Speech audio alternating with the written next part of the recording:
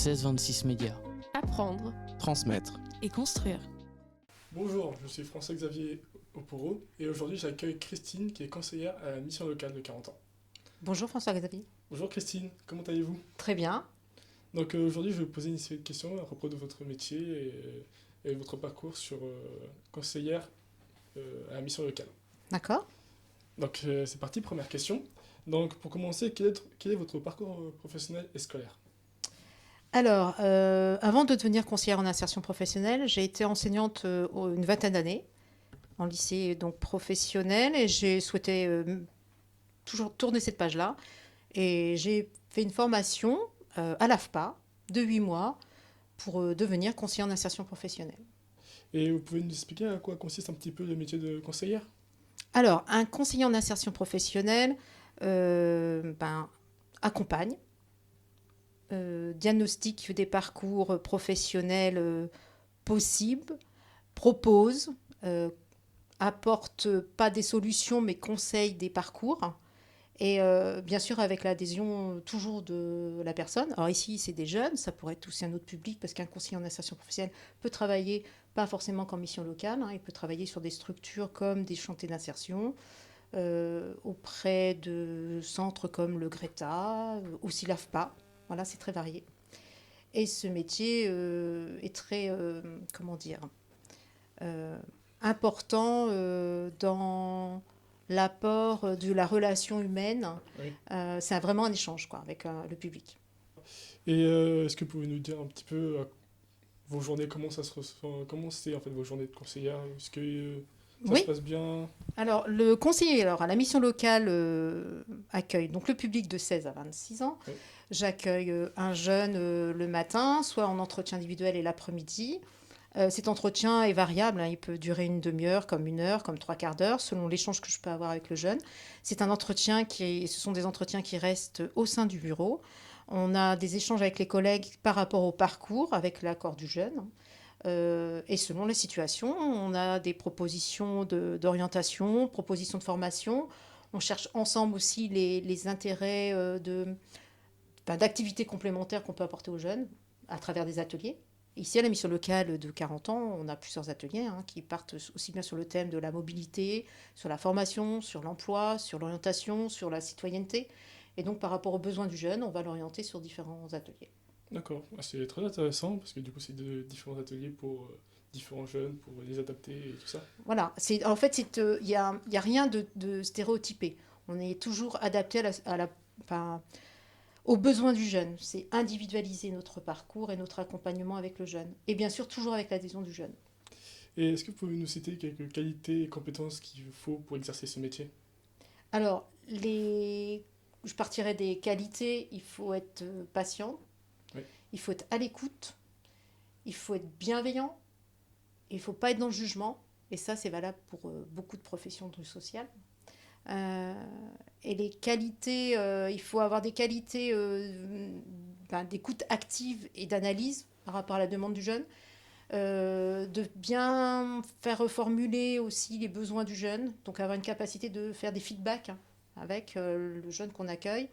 Qualité technique, connaître l'outil informatique et puis surtout toujours interroger même l'équipe avec laquelle on travaille. Le partage est important dans l'équipe pour s'améliorer sur les outils aussi informatiques qu'on utilise. Et puis, il faut aussi avoir une compétence de recul, d'analyse sur le travail qu'on va faire avec le jeune. Et comme je disais tout à l'heure, être patient parce que l'accompagnement, ça demande du temps. Et est-ce que vous pouvez nous dire les avantages et les inconvénients de ce métier? Moi, l'avantage que j'y trouve, après ça Oui. sera personnel, c'est l'échange, ce que m'apporte le jeune, ce que m'apporte l'équipe.